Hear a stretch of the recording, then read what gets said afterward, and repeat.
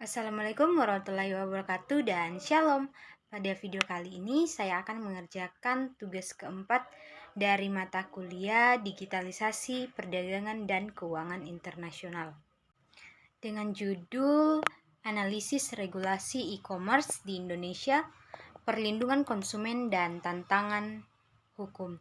Baik, sebelumnya itu perkenalkan, nama saya Desi Datu Tasik dengan NIM 225790008. Nah, langsung saja kita masuk dalam pembahasan pertama. Yang pertama yaitu pendahuluan. Analisis regulasi e-commerce di Indonesia merupakan studi mengenai peraturan yang mengatur aktivitas perdagangan elektronik di Indonesia. E-commerce telah berkembang pesat di Indonesia dalam beberapa tahun terakhir. Namun, masih ada beberapa tantangan hukum yang perlu diatasi untuk melindungi konsumen dan memastikan keberlanjutan industri e-commerce di Indonesia.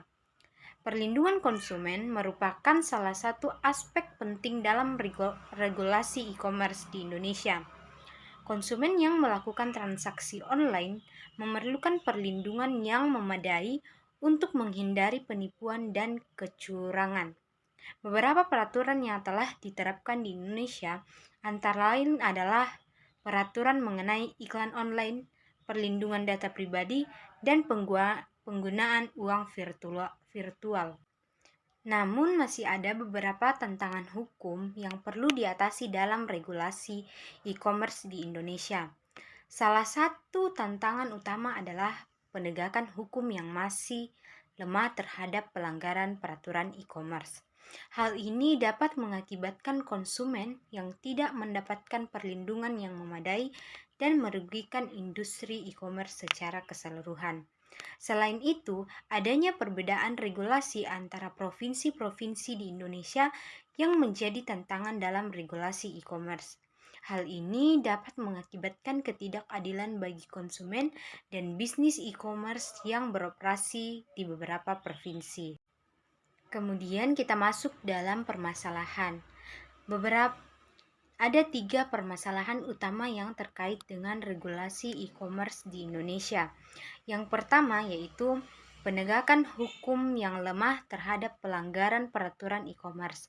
Hal ini dapat mengakibatkan konsumen yang tidak mendapatkan perlindungan yang memadai dan mengakui industri e-commerce secara keseluruhan.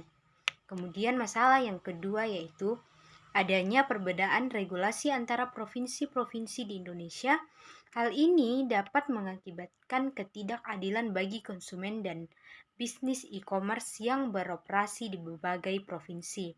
Kemudian masalah yang ketiga yaitu kurangnya koordinasi yang baik antara pemerintah pusat dan pemerintah daerah dalam mengatur e-commerce di Indonesia.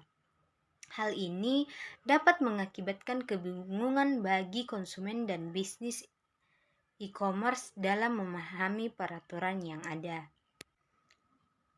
Kemudian kita masuk dalam tinjauan pustaka. Ada 7 tinjauan pustaka yang telah saya dapat dari berbagai sumber. Yang pertama yaitu Undang-Undang Nomor 20 Tahun 2011 tentang e-commerce. Undang-undang ini mengatur mengenai e-commerce di Indonesia, termasuk definisi, regulasi, dan penegakan hukum yang terkait. Kemudian yang kedua yaitu Peraturan Menteri Komunikasi dan Informatika Nomor 12 Tahun 2016 tentang pedoman penggunaan uang virtual. Peraturan ini mengenai penggunaan uang virtual dalam transaksi e-commerce di Indonesia. Kemudian yang ketiga yaitu Peraturan Menteri Hukum dan HAM Nomor 6 Tahun 2018 tentang pedoman perlindungan data pribadi. Peraturan ini mengatur mengenai perlindungan data pribadi dalam transaksi e-commerce di Indonesia. Kemudian yang keempat yaitu Putusan Mahkamah Agung Nomor 8A Gugus 10/2018. Pustaka ini mengatur mengenai iklan online dan perlindungan konsumen dan dalam transaksi e-commerce di Indonesia. Kemudian nomor yang kelima yaitu regulasi e-commerce di Indonesia, tantangan dan peluang oleh Dewi S. pada tahun 2009. Artikel ini membahas mengenai regulasi e-commerce di Indonesia, perlindungan konsumen, dan tantangan hukum yang terkait. Kemudian yang keenam yaitu e-commerce dan hukum di Indonesia oleh Kusumawati A. pada tahun 2020.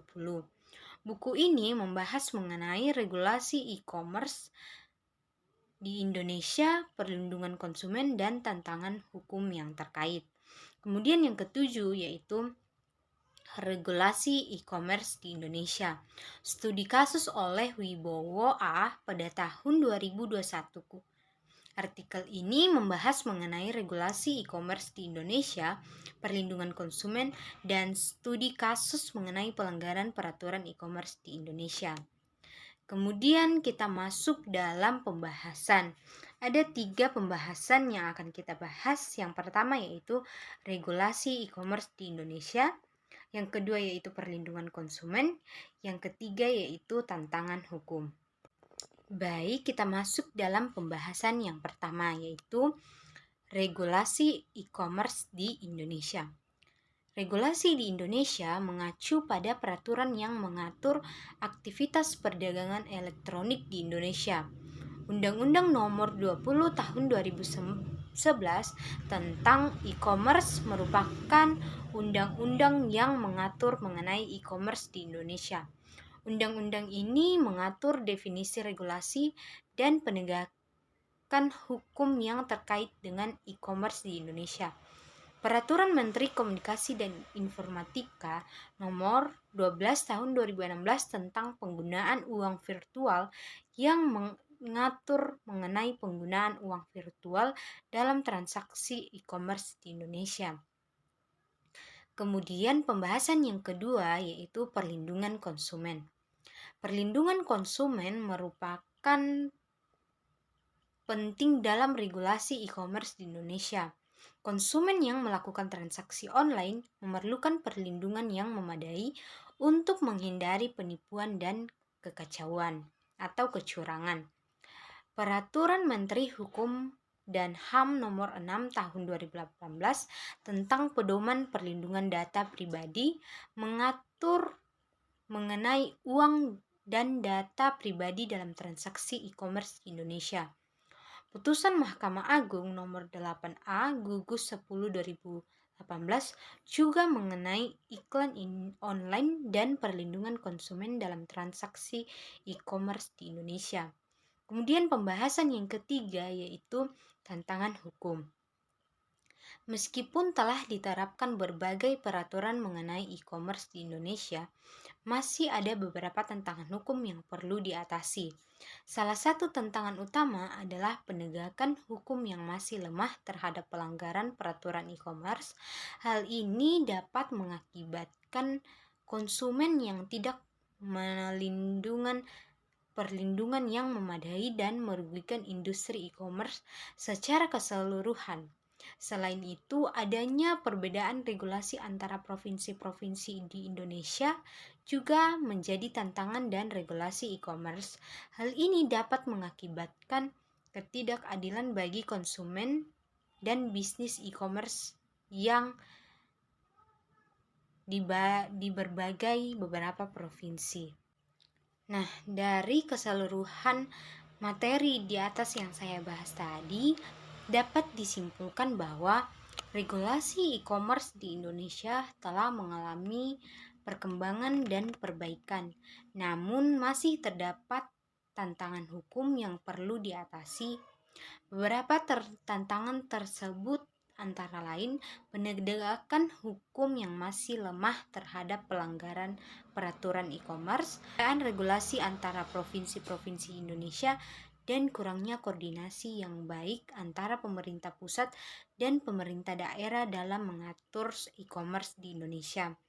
Kemudian saran yang boleh kita berikan yang pertama yaitu pemerintah pusat perlu meningkatkan penegakan hukum terhadap pelanggaran peraturan e-commerce di Indonesia. Hal ini dapat dilakukan dengan memberikan sanksi yang lebih tegas kepada pelanggar serta meningkatkan kesadaran masyarakat mengenai pentingnya mematuhi peraturan e-commerce. Kemudian yang kedua yaitu pemerintah pusat perlu mengkoordinasikan regulasi e-commerce di seluruh provinsi di Indonesia. Hal ini dapat dilakukan dengan mengadopsi pendekatan yang konsisten dan mengakomodasi perbedaan budaya dan karakteristik daerah. Kemudian yang ketiga yaitu pemerintah pusat perlu meningkatkan koordinasi dengan pemerintah daerah dalam mengatur e-commerce di Indonesia.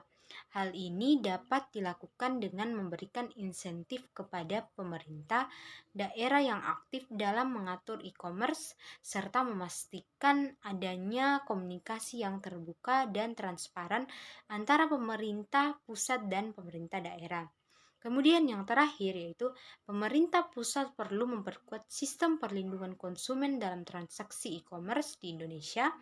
Hal ini dapat dilakukan dengan meningkatkan kesadaran masyarakat mengenai hak-hak konsumen serta memberikan insentif kepada bisnis e-commerce yang mematuhi peraturan perlindungan konsumen.